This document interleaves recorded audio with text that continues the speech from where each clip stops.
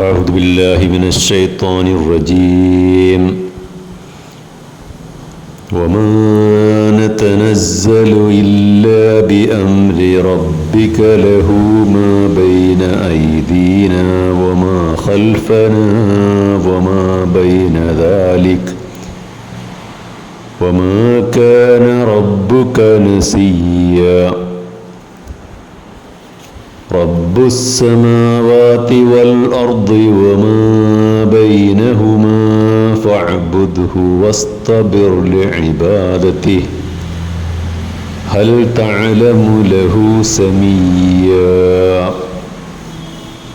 സൂറത്ത് മറിയം 64-65 ആയത്തുകളാണ്. നബിയെ, താങ്കളുടെ റബ്ബിൻ്റെ, താങ്കളുടെ രക്ഷിതാവിൻ്റെ കൽപ്പനയില്ലാതെ ഞങ്ങൾ ഇറങ്ങുകയില്ല. ഞങ്ങൾക്ക് മുന്നിലും പിന്നിലും അവക്കിടയിലുള്ളതൊക്കെയും അവൻ്റേത് മാത്രമാണ്. നിന്റെ രക്ഷിതാവ് ഒന്നും മറക്കുന്നവനല്ല. ആകാശഭൂമികളുടെയും അവക്കിടയിലുള്ളതിൻ്റെയും രക്ഷിതാവാണ് അവൻ. അതിനാൽ അവന് മാത്രം അടിമപ്പെട്ട് ജീവിക്കുക. അവനുള്ള ഇബാദത്തിൽ അടിയുറച്ചു നിൽക്കുക. അവന് തുല്യനായി മറ്റാരെങ്കിലും ഉള്ളതായി നിനക്കറിയുമോ?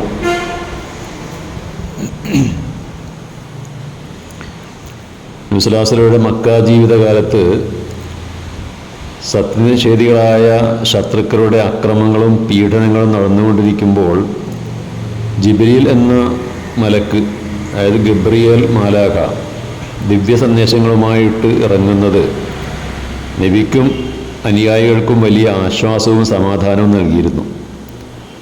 എന്നാൽ ചില ഘട്ടങ്ങളിൽ വഹി അഥവാ ദിവ്യ സന്ദേശങ്ങൾ എത്തുന്നതിൽ കാലതാമസം നേരിടുമായിരുന്നു. അപ്പോൾ നബിക്കും അനുയായികൾക്കും ദുഃഖവും ഉത്കണ്ഠയും ഉണ്ടാകുമായിരുന്നു. ആ സന്ദർഭത്തിലാണ് ഈ ആയത്തുകൾ അവതരിക്കുന്നത്. ജിബ്രീൽ അലൈഹിസ്സലാം പറയുന്നത്, ദിവ്യ സന്ദേശങ്ങൾ അവതരിപ്പിക്കാൻ ഞങ്ങൾക്ക് അള്ളാഹുവിൻ്റെ അനുമതി വേണം. ഞങ്ങൾക്ക് സ്വന്തമായി ഒരു കൽപ്പനയും പുറപ്പെടുവിക്കാനുള്ള സ്വാതന്ത്ര്യമില്ല. ഞങ്ങൾക്ക് ചുറ്റും നടക്കുന്ന ഏത് കാര്യവും അള്ളാഹു അറിഞ്ഞുകൊണ്ടിരിക്കുന്നുണ്ട്. അവൻ്റെ അറിവിൻ്റെ അടിസ്ഥാനത്തിലാണ് അവൻ സന്ദേശങ്ങൾ ഞങ്ങൾക്ക് ഏൽപ്പിക്കുന്നത്.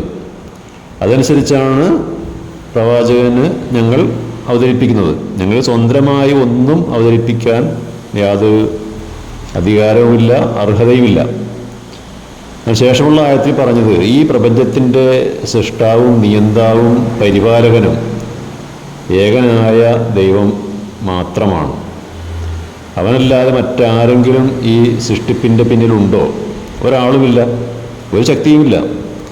അതിനാൽ അവന് മാത്രമേ ഓരോ മനുഷ്യനും വഴിപ്പെട്ട് ജീവിക്കാവൂ, അവനെ മാത്രമേ ആരാധിക്കാവൂ, അവന് മാത്രമേ കീഴ്പ്പെട്ട് ജീവിക്കുന്നതിൽ അവന് മാത്രം കീഴ്പ്പെട്ട് ജീവിക്കുന്ന ബദ്ധശ്രദ്ധനായിരിക്കണം. അതീവ ജാഗ്രത പുലർത്തേണ്ടതുണ്ട് ആ കാര്യത്തിൽ. ആ രംഗത്ത് നേരിടേണ്ടി വരുന്ന ഏത് പ്രയാസങ്ങളും ക്ഷമയോടും സഹനത്തോടും കൂടി നേരിടുക. വആഖിറു ദഅ്വാനാ അൽഹംദുലില്ലാഹി റബ്ബിൽ ആലമീൻ.